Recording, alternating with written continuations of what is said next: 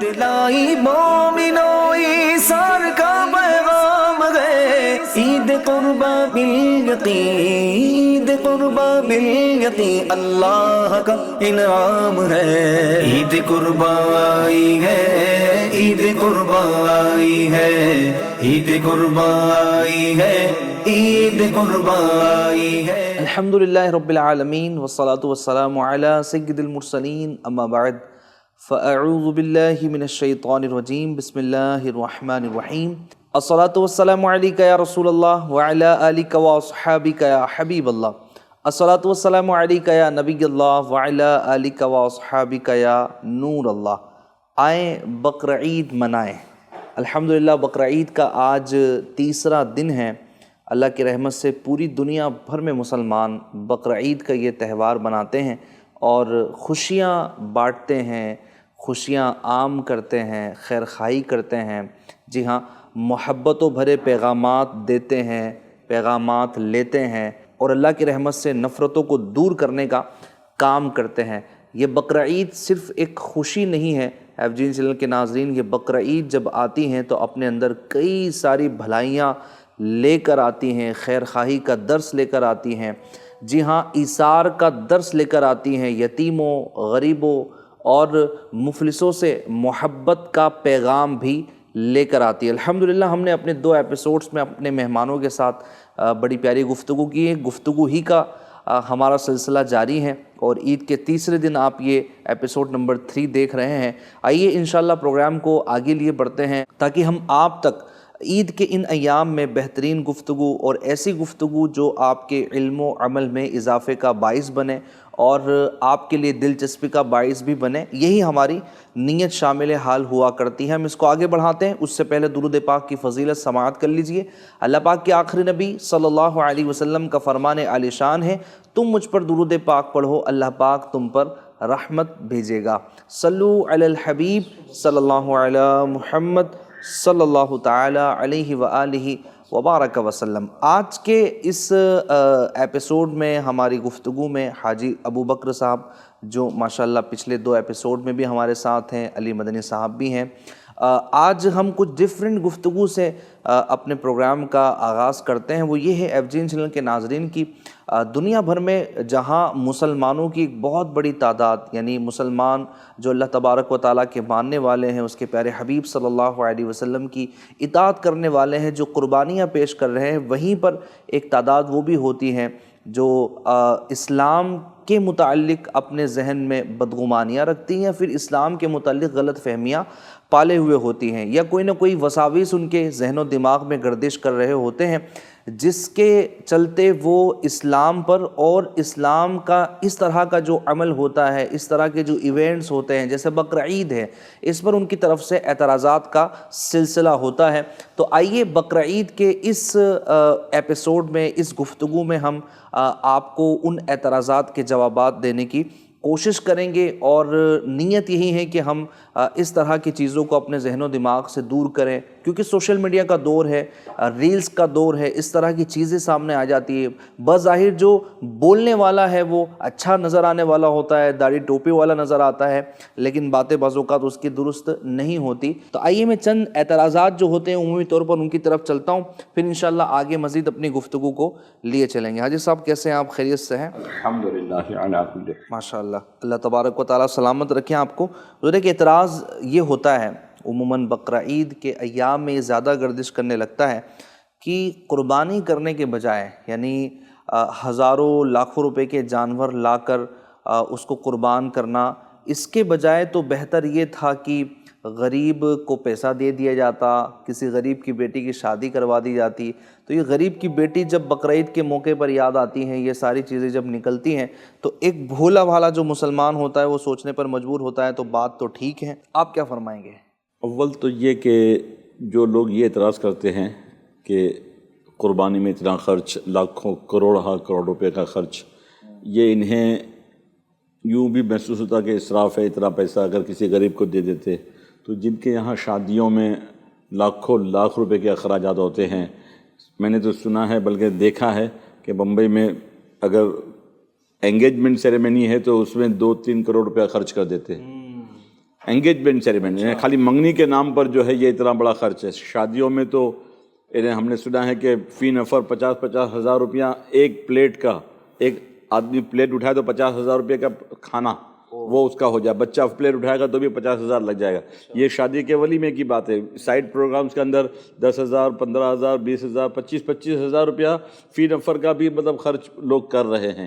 تو ہم لاجیکلی سوچیں کہ تو نماز جو ہے وہ اس کی جگہ ورزش کو اختیار کیا جائے گا کہ ایکسرسائز ہو جائے گی, روزے کی جگہ بھوک پیاس کی جگہ کچھ اور کر لیا جائے. اسی طریقے سے قربانی کی جگہ جو ہے وہ صدقہ دے دیا جائے. صدقہ جو ہے اللہ کی بارگاہ میں بہت اچھا ثواب کا کام ہے, لیکن قربانی کا متبادل نہیں ہے. اللہ پاک قرآن مجید میں فرماتا ہے, جس کا ترجمہ کچھ یوں ہے کہ اللہ پاک کے یہاں نہ تمہارا گوشت پہنچتا ہے نہ تمہارا خون, بلکہ اللہ کی رضا کے لیے کیا ہوا جو عمل ہے وہ تقویٰ پہنچتا ہے, پرہیزگاری پہنچتی ہے. تو ہم کو اللہ پاک نے حکم دیا ہے, اور اس سے نہ جانے کتنے غریبوں کا فائدہ ہوتا ہے. وہ غریب جو گوشت دیکھنے کو ترستے ہیں, قربانی کے ذریعے ان کو بھی گوشت مل جاتا ہے, اچھا مطلب ان کے لیے خوراک کا سامان ہو جاتا ہے. یعنی ندیم بھائی میں یہ سمجھتا ہوں کہ جو گفتگو آپ ابھی فرما رہے ہیں ماشاءاللہ, تو یعنی آپ نے جو بات کہی نا کہ کسی غریب کی شادی کروا دی جائے, کسی غریب کی مدد کر دی جائے, کسی کا گھر بنا دیا جائے, یہ اعتراض ہوتا ہے. یہ اعتراض ہوتا ہے. اچھا یعنی یہ جو لوگ سوچتے ہیں نا کسی غریب کی مدد کر دی جائے, مجھے بتائیے کسی ایک غریب کی مدد کرنے کی آپ بات کر رہے ہیں, کسی ایک بیوہ کی شادی کرنے کی بات کر رہے ہیں آپ, لیکن آپ یہ دیکھیے قربانی کی وجہ سے ایک دو نہیں بلکہ لاکھوں غریبوں کا بھلا ہو رہا ہے. یہ قربانی کی عبادت اگر ختم کر دی جائے, ایک مان لیجیے آپ, حالانکہ محال ہے, ایسا نہیں ہو سکتا, اللہ پاک کی طرف سے ہمارے مسلمانوں کے اوپر واجب ہے, یہ ختم کر دی جائے تو لاکھوں کروڑوں مسلمان بے روزگار ہو سکتے ہیں. ہندوستان کی بات کریں تو جو مسلمان نہیں ہے وہ بھی گوٹ فارمنگ کرتے ہیں اور ان کے یہاں ایگریکلچر ہے, یہ وہ بھی بیچارے کہاں جائیں گے اپنے جانوروں کو لے کر؟ قربانی کے پیچھے جو ہے یہ غریبوں کا بھلا ہی اصل تو بالکل انسانیت کا فائدہ ہے. اور حاجی صاحب نے جو بات فرمائی ہے وہ بالکل درست ہے, اینڈ یہی ہے کہ صدقہ یہ قربانی کا متبادل نہیں ہو سکتا. قربانی کرنا ہے تو قربانی کرنا ہے. ہاں کہ جس نے قربانی نہیں کی ہے اس کے لیے ایک جدا گانا احکام ہے, لیکن قربانی کا کنسیپٹ ہی ختم کر دیا جائے اور اس کی جگہ اگر کوئی یہ کہتا ہے کہ صرف غریب کی کسی بچی کی شادی ہی کر دینی چاہیے, تو جناب یہ باتیں اس وقت کیوں یاد نہیں آتی کہ جب ہم اپنی شادیوں میں لاکھوں کروڑوں خرچ کر رہے ہوتے ہیں. وہاں کوئی نہیں کہتا کہ جناب یہ سب شادیاں مت کرو, غریب کی بیٹی کی شادی کروا دو. 1.5-2 لاکھ روپے کے موبائل جناب لیے جا رہے ہیں, تو اس وقت کوئی یاد نہیں کرتا ہے کہ یار اس میں تو 2 غریب بیٹی کی شادی ہو جائیں گی. لگژری کار لیتے وقت کوئی یہ غور نہیں کر رہا, اس پر کوئی اعتراض نہیں کرتا ہے کہ جناب یہ گاڑی لینے سے تو اچھا تھا کہ 5 غریب بیٹیوں کی شادی کروا دی جاتی, کسی کا گھر بسا دیا جاتا. تو یہ سارے کے سارے اعتراضات اسلام ہی پر کیوں؟ مسئلہ یہ نہیں ہے کہ قربانی ہے یا غریب کی بیٹی ہے, ایسا لگتا ہے کہ مسئلہ کہیں اور ہے. اللہ پاک اسلام سے محبت اور اس سے عقیدت ہمیں نصیب فرمائے اور ہمیں اس کو سمجھنے کی توفیق عطا فرمائے. اس کے پس منظر جو اس کے بائی پروڈکٹس ہیں, اس کا جو چمڑا ہے اس کے ذریعے لیدر پروڈکٹس بنتے ہیں, آپ کے جوتے بنتے ہیں, بیلٹ بنتے ہیں, آپ کے بیگ بنتے ہیں, جیکٹ بنتے ہیں. تو یہ سب چیزوں کے لیے اگر آپ کے پاس یہ اگر قربانیاں نہیں ہوں گی تو یہ لیدر کہاں سے آپ لائیں گے؟ اس طرح کا پروڈکشن نہیں ہو پائے گا جیسا اس ایک ایونٹ کی وجہ سے بھی ہوتا. اچھا علی بھائی, ایک اور اعتراض کی طرف بڑھتا ہوں میں. یہ بھی ایک پروپیگنڈا کیا جاتا ہے کہ جانور کی قربانی کرنا یہ ماحولیات کی خرابی کا سبب ہے, وایو پردوشن ہے, پھر گندگی ہے. تو اس وجہ سے نا ایک طرف اسلام کہتا ہے کہ اسلام جو ہے وہ صاف صفائی کو پسند کرتا ہے, دوسری طرف یہ کہ قربانیاں کرتے ہیں, گندگیاں پھیلتی ہیں, اس طرح کی چیزیں ہوتی ہیں. تو اس اعتراض پر آپ کیا کہنا چاہیں گے؟ یقیناً یہ ایک سمجھیے کہ بہت بڑا پروپیگنڈا ہی اس کو کہیں گے, اور عالمی سطح پر سچ بات یہ ہے کہ حقیقت میں یہ اسلام کو بدنام کرنے کی ایک طرح کی سازش ہے. ٹھیک ہے, ورنہ مجھے آپ بتائیے ندیم بھائی, قربانی جو ہے نا, قربانی کے دن کتنے ہیں؟ 3 دن. یعنی سال میں اگر آپ مانیں 365 دن ہیں, یا قمری سال کے اعتبار سے, چاند کے مہینوں کے اعتبار سے آپ دیکھ لیں تو شاید 10-11 دن کم آپ کر لیں. 365 دن میں صرف 3 دن قربانی کے آ رہے ہیں. اس کے علاوہ تو قربانی کرنا اسلام نے کوئی واجب قرار نہیں دیا ہے, کوئی فرض نہیں ہے. ٹھیک ہے, سال کے بقیہ دن پورے سال آپ دیکھیں جو گوشت کی فیکٹریاں ہوتی ہیں دنیا بھر کے اندر سلسلہ چل رہا ہے. ٹھیک ہے, اس میں مسلمان خاص نہیں ہیں, مسلمانوں کے علاوہ دیگر مذاہب بھی اس میں جو ہے نا ملوث ہیں, یہ کام کرتے ہیں. تو اب یہ اعتراض سے مسلمانوں پہ کیوں؟ یا تو مسلمانوں کے اس تہوار کو بدنام کرنا چاہتے ہیں یا مسلمانوں کے خلاف کوئی سازش ہے۔ اگر واقعی کوئی ہمدردی کے ساتھ یہ بات کرنا چاہتا تھا تو مسلمانوں کا اس تہوار پر ہی یہ بات کی جاتی ہے، سال کے بقیہ دنوں میں تو یہ اعتراض نہیں کھڑا ہوتا نا کہ یار یہ کیوں کرتے ہو، جانوروں کو ذبح کیوں کرتے ہو، اس سے جناب یہ ماحول خراب ہوتا ہے۔ اگر ماحول خراب ہونا ہوتا تو پورے سال خراب ہوتا، تو اسی وقت میں سوشل میڈیا ایکٹیو ہو جاتا ہے اور لوگ اعتراض کرنے والے کرتے ہیں، تو پتہ یہ چلتا ہے کہ یہ نہ کوئی اس طرح ماحول خراب ہوتا ہے بلکہ یہ ضرورت ہے۔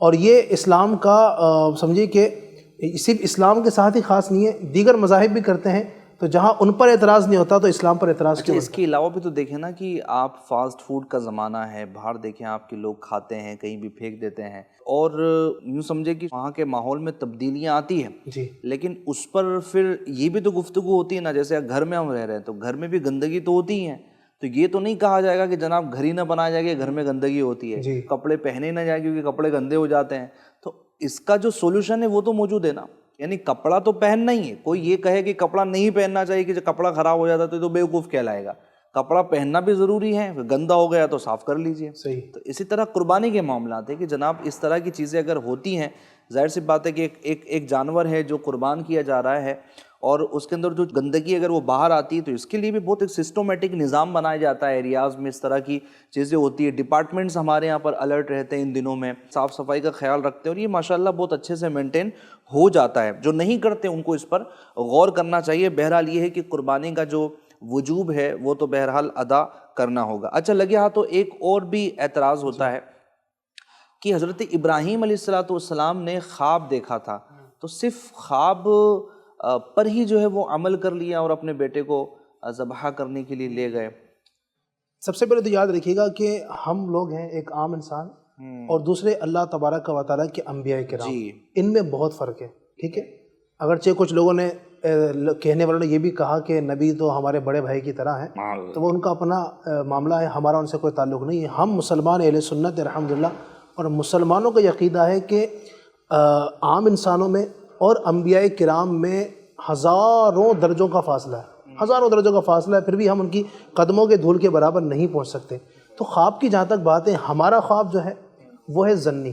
ندیم بھائی، ظنی کا مطلب یہ ہوتا ہے کہ وہ یعنی ہم نے جو خواب دیکھا وہ حقیقت ہو، یہ کوئی ضروری نہیں ہے، ہو بھی سکتا ہے نہ بھی ہو جائے، ٹھیک ہے؟ اور انبیاء کرام جو ہیں اللہ تبارک و تعالیٰ کے برگزیدہ بندے، اللہ کے نبی، ان کا جو خواب ہوتا ہے یہ سچ ہوتا ہے، یعنی انہوں نے جو دیکھا ہے وہ حقیقت ہے۔ خواب بھی مبنی بہ وحی ہوتا ہے جی، ان کے خواب جو ہے وہ اللہ پاک کی طرف سے وحی ہوتے ہیں، تو لہٰذا انہوں نے جو دیکھا ہے نا وہ حقیقت سے اس کا تعلق ہے۔ لہٰذا سیدنا ابراہیم علیہ السلام نے خواب دیکھ کر اپنے بیٹے کو اللہ تبارک و تعالیٰ کی راہ میں قربان کرنے کے لیے جو لے کر گئے، وہ اللہ تبارک و تعالیٰ کی طرف سے ایک ان کو وحی تھی۔ جبھی تو اللہ پاک نے ارشاد فرمایا نا قد صدقت الرؤیا، کہ ابراہیم تحقیق کہ تم نے خواب کو سچ کر دکھایا۔ کیوں؟ وہ اللہ تبارک و تعالیٰ کی طرف سے وحی تھا۔ یعنی اگر ہم میں سے کوئی خواب دیکھے ندیم بھائی کہ اپنے بیٹے کو خواب کے اندر ذبح کر رہا ہے، اب اسے حکم نہیں ہوگا کہ جا کر اپنے بیٹے کو ذبح کرے، کیونکہ ہمارے خواب یہ وحی نہیں ہے، ٹھیک ہے؟ ہم لوگ عام انسان ہیں اور ہمارے خواب میں نے عرض کیا کہ ظنی ہے، یعنی ایسا نہیں ہے کہ جو ہم نے دیکھا ویسا ہی ہو۔ ہم اگر سو جائیں تو سونے سے ہمارا وضو ٹوٹ جاتا ہے، لیکن انبیاء و مرسلین نبی اگر سوئیں تو سو کر اٹھے تو ان کا وضو نہیں ٹوٹتا، ان کے دل اور ذہن جو ہے جاگ رہا ہوتا ہے۔ تو اسی لیے جب خواب کے عالم میں بھی اگر کوئی بات آتی ہے تو گویا کہ وحی الہی ہے۔ وحی الہی، بالکل ایسا ہی ہے۔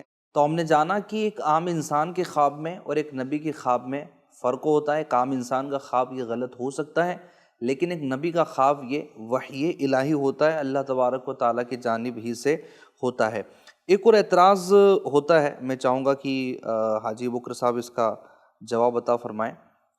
اعتراض یہ بھی ہوتا ہے کہ اسلام یہ امن سکھاتا ہے، پھر جانور کو قربان کرنا یہ کیوں دکھاتا ہے؟ جانور کو قربان کرنا کوئی جو ہے ایسا کوئی کام نہیں ہے جس کو بربریت پر مبنی کہا جائے۔ جی، یہ ایک فطری عمل ہے جس کی وجہ سے بہت سارے فوائد حاصل ہوتے ہیں۔ یہ بھی لوگوں کے ذہن میں آتا ہے کہ یہ دیکھ کر کے بچوں کے دل و دماغ پر کیا تاثر قائم ہوگا، بچے خوف زدہ ہو جائیں گے۔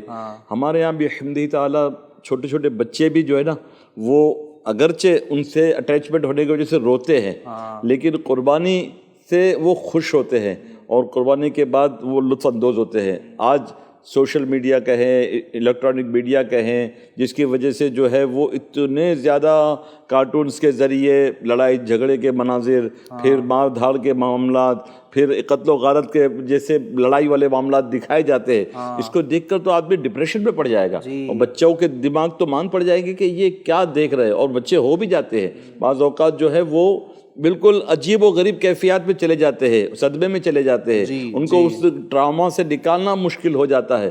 تو اس کی طرف کسی کی توجہ نہیں ہے. اور یہ قربانی جو ایک پاکیزہ عمل ہے، تو قربانی یہ امن کے خلاف نہیں ہے، اور یہ جانور کو قربان کرنا یہ اس پر ظلم نہیں ہے، بلکہ یہ فطرت ہے. یہ ہم کو ضرور کہا گیا کہ جانور کو جب ذبح کیا جائے تو چھری تیز ہو، اس کے سامنے چھری تیز نہ کی جائے، اس کو گھسیٹا نہ جائے، اس کو اس طریقے سے آسانی سے چھری چلائی جائے کہ کم سے کم اذیت کے ساتھ جو ہے اس کی قربانی ہو جائے. جی یعنی یہ اسلام نے ضرور ہمیں تعلیم دی ہے کہ جانور پر ظلم نہ کیا جائے، اور ایک جو طریقہ کار بتایا گیا ہے اسلام کی طرف سے، اس کے مطابق اگر قربانی کا سلسلہ کیا جائے تو یہ اس کے لیے بھی آسانی ہوگی، اور اللہ تبارک و تعالیٰ نے جو حکم ارشاد فرمایا اس پر عمل بھی ہوگا. ایک بات یہاں ایڈ اور کروں گا کہ جانور کے منہ پر بھی مارنے سے منع فرمایا. چہ جائے کہ جانور ہے، یہ بے زبان جانور ہے، لیکن اس کو بھی چہرے پہ مارنا حرام قرار دیا گیا. اس کو اس کے کان گھسیٹ کر کے کھینچنا، یا اس کو اس طریقے سے وہ کرنا کہ اس کو تکلیف ہو، اذیت ہو، اس کو مارا جائے، دوڑایا جائے، لڑایا جائے، ان سب چیزوں سے اسلام روکتا ہے. یہ تو امن کا پیغام دینے والا اسلام ہمارا ہے، سبحان اللہ، نہ کہ بربریت کا، نہ کہ مطلب جو ہے. یہاں تک کہ فرمایا گیا نا علی بھائی حاجی صاحب کی قیامت کے دن 2 بکریوں کو لایا جائے گا. ایک بکری وہ ہوں گی جو سینگ والی ہوں گی، ایک بے سینگ ہوں گی. اور وہ سینگ والی بکری جو اصل میں دنیا میں سینگ والی نہیں تھی، اور آج وہ جو قیامت کے دن بے سینگی ہے، وہ بکری ہوں گی جو دنیا میں سینگ والی تھی، اور اس نے بے سینگ والی بکری کو مارا ہوگا. یعنی یہ معاملہ وہاں پر ہوگا کہ اگر دنیا میں کسی نے کسی پر ظلم کیا ہے تو وہ وہاں پر بھگتے گا. تو جانوروں میں بھی انصاف ہے، قیامت کے دن تو جانوروں میں بھی انصاف ہے. تو بہرحال یہ ظلم و بربریت نہیں ہے، بلکہ یہ جو کنسیپٹ ہیں وہ میں سمجھتا ہوں کہ سبھی اس کو قبول کرتے ہیں، اور اگر قربانی نہ ہو تب بھی لوگ اس طرح کی چیزیں بہرحال کر ہی رہے ہوتے ہیں. اب آگے بڑھتے ہیں. الحمدللہ یہ تشریق، جو تکبیر تشریق کہی جاتی ہے ان دنوں میں، ان کے متعلق کئی لوگ ہیں جن کو علم ہے، لیکن کچھ لوگ ہیں جن کو علم نہیں ہوتا، اس کی حکمتوں کو بھی جانتے ہیں. پھر چونکہ بقرعید میں مہمان نوازی یہ عروج پر ہوتی ہے، تو آخر مہمان نوازی کیا ہے، کیوں ضروری ہے؟ کچھ لوگ پھر بھی کبھی کبھی کنجوسی کر جاتے ہیں کہ جناب نہیں، ہم نے ان کو نہیں بلانا ہے، فلاں کا نہیں بلانا ہے، اور ساری کی ساری چیزیں ہم نے ہی کرنی ہے. تو اس پر بھی انشاءاللہ پھر ہم گفتگو کریں گے. تو تکبیر تشریق کیا ہے اس کی طرف بڑھتے ہیں. علی بھائی کیا فرمائیں گے؟ ندیم بھائی، تکبیر تشریق کے حوالے سے آپ نے پوچھا ہے، تکبیر تشریق کیا ہے، پہلے میں وہ پڑھ دیتا ہوں. تکبیر تشریق ناظرین کئی لوگوں کو یاد بھی ہوگی، جن کو یاد نہیں ہے وہ یاد بھی کر لیں.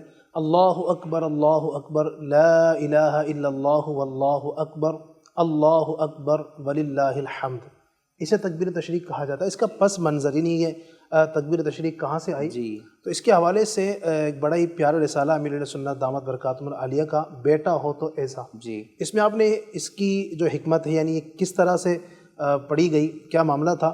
تو ہوا یوں کہ حضرت ابراہیم علیہ السلام نے جب اپنے بیٹے حضرت سیدنا اسماعیل علیہ السلام کو اللہ پاک کے حکم سے ذبح کرنے کے لیے لے کر گئے اور زمین پر لیٹایا، اور جب ذبح کرنا چاہا تو اللہ تبارک و تعالی نے حضرت جبریل امین علیہ السلام کے ذریعے سے ایک مینڈا آپ کے لیے بھیجا، جو حضرت سیدنا اسماعیل علیہ السلام کی جگہ فدیہ بننے والا تھا. جب آپ لے کر آئے اور ادھر سیدنا ابراہیم علیہ السلام چھری چلانے ہی والے تھے کہ زور سے بلند آواز میں حضرت سیدنا جبریل علیہ السلام نے کہا اللہ اکبر، اللہ اکبر.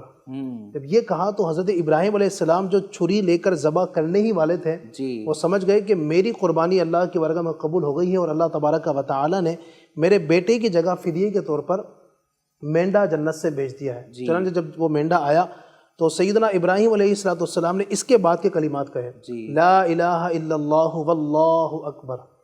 جب سیدنا اسماعیل علیہ السلام نے یہ کلمات سنے تو آپ نے کہا اللہ اکبر وللہ الحمد. تو یہ ان تینوں حضرات کی جو مبارک تسبیحات ان کی مبارک زبان سے ادا ہوئی، یہ الحمدللہ قیامت تک کے آنے والے انسانوں کے لیے تکبیر تشریق ہو گئی. اللہ اکبر، اللہ اکبر، لا الہ الا اللہ اللہ اکبر وللہ الحمد. یہ کب پڑھی جائے؟ میں تھوڑا سا اس کو مزید بھی عرض کر دیتا ہوں.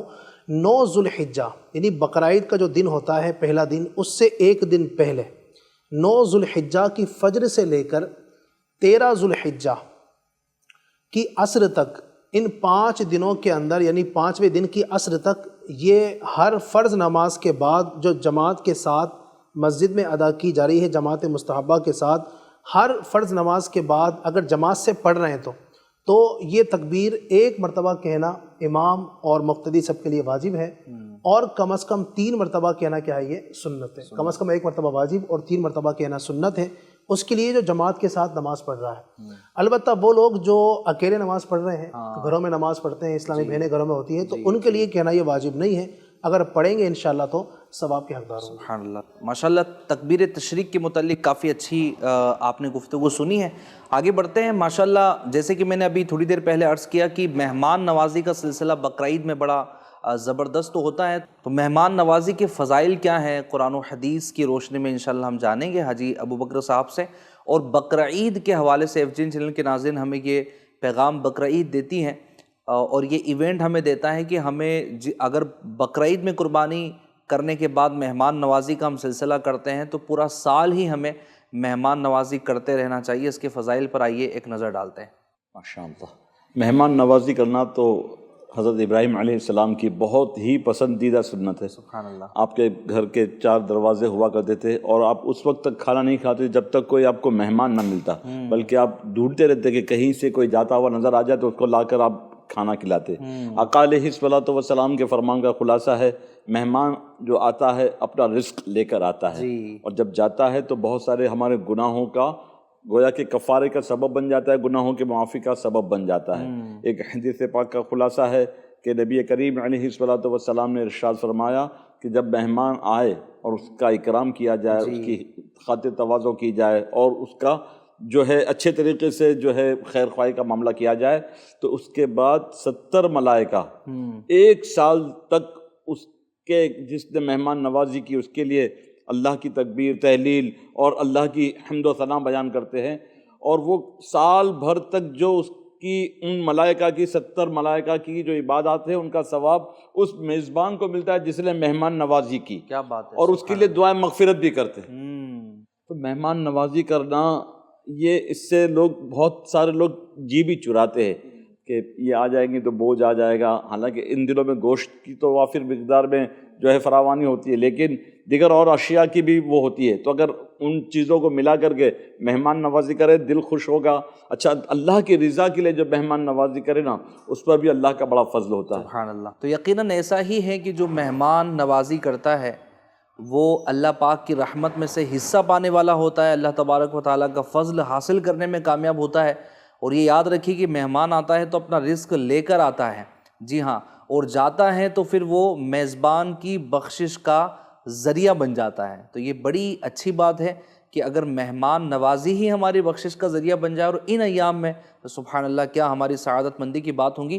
مہمان نوازی کے آداب کیا ہیں، آئیے وہ بھی ہم علی بھائی سے جان لیتے ہیں. جی علی بھائی. جی مہمان نوازی سبحان اللہ بہت اہم یہ کام ہے اور ثواب کا کام ہے. نبی پاک کا ارشاد ہے من کان یؤمن باللہ والیوم الآخر فلیکرم ضیفہ.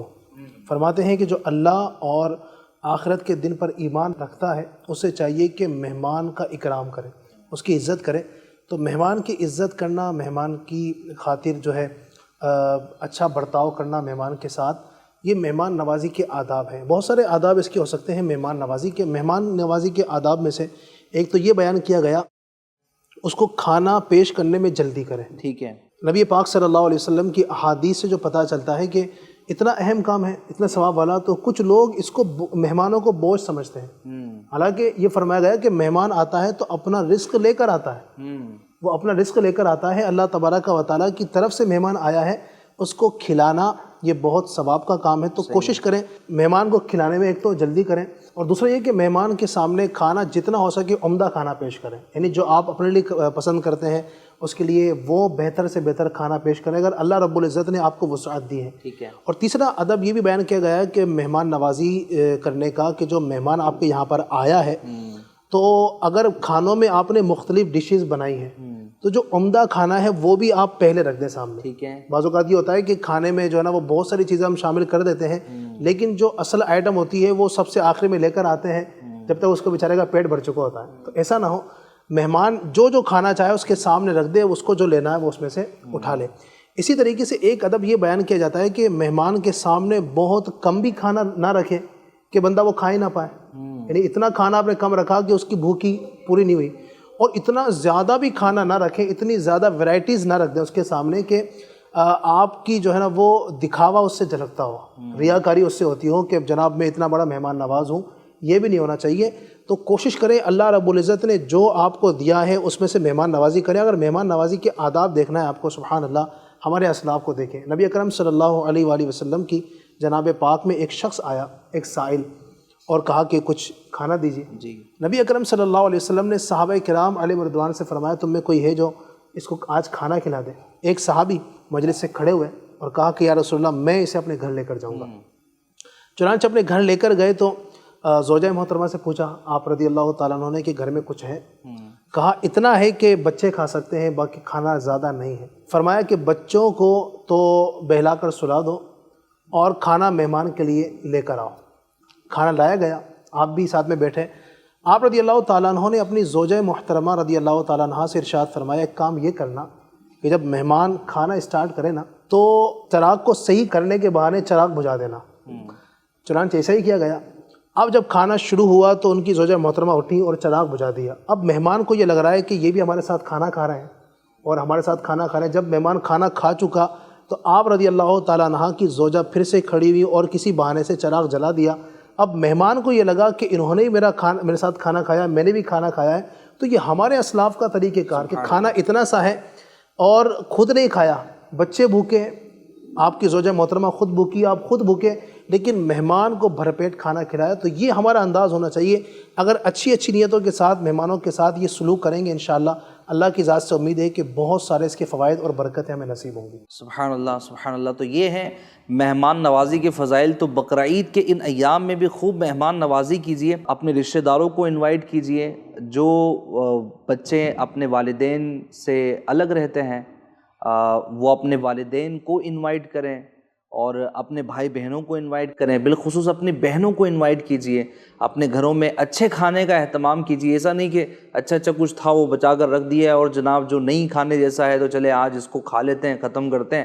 سب کے ختم ہو جانے کے بعد یا ایام ختم ہو جانے کے بعد پھر انشاءاللہ اپنی فیملی کے ساتھ میں انجوائے کریں گے. تو ایسا نہ کریں.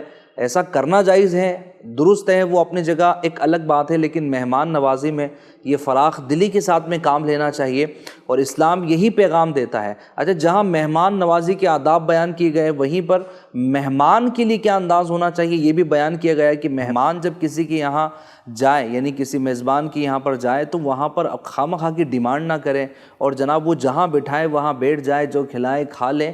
یہ اسلام کی بڑی پیاری اور اہم جو ہے وہ تعلیمات ہیں.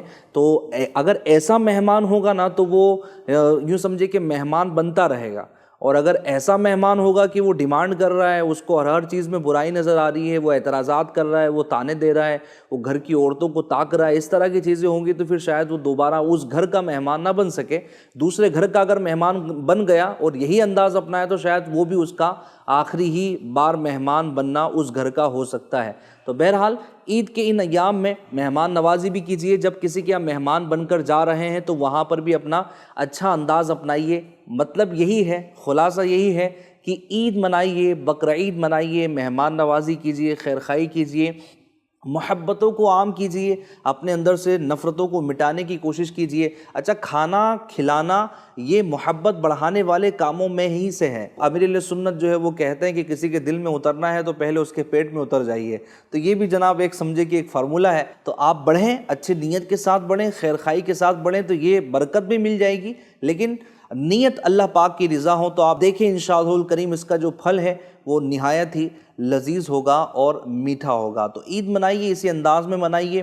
اور آج چونکہ عید کا آخری دن ہوگا, اللہ تبارک و تعالی ہمیں آئندہ سال حج مبرور کی سعادت عطا فرمائے, بار بار مدینہ طیبہ کی حاضری عطا فرمائے. کاش ایسا ہو کہ اس سال ہم یہاں ہیں, نیکسٹ ایئر ہم جب حج کر رہے ہوں اور وہاں پر ہم بقر عید کی خوشیاں سیلیبریٹ کر رہے ہوں۔ مبارک ہو ان عاشقان رسول کو کہ جو اس سال حرمین شریفین کے پیارے مبارک سفر پر روانہ ہو چکے تھے اور ماشاءاللہ وہاں پر انہوں نے بقر عید منانے کی سعادت حاصل کی ہے۔ اللہ تبارک و تعالی تمام مسلمانوں کی بے حساب بخشش اور مغفرت فرمائے۔ اپنا بہت خیال رکھیے گا، FGN چینل دیکھتے رہیے گا۔ صلو علی الحبیب صلی اللہ علی محمد صلی اللہ تعالی علیہ وآلہ وبارک وسلم۔ عید لائی مومنو ایثار کا پیغام ہے، عید قربا بالیقین، عید قربا بالیقین اللہ کا انعام ہے۔ عید قربا آئی ہے، عید قربا آئی ہے، عید قربا آئی ہے، عید قربا آئی ہے۔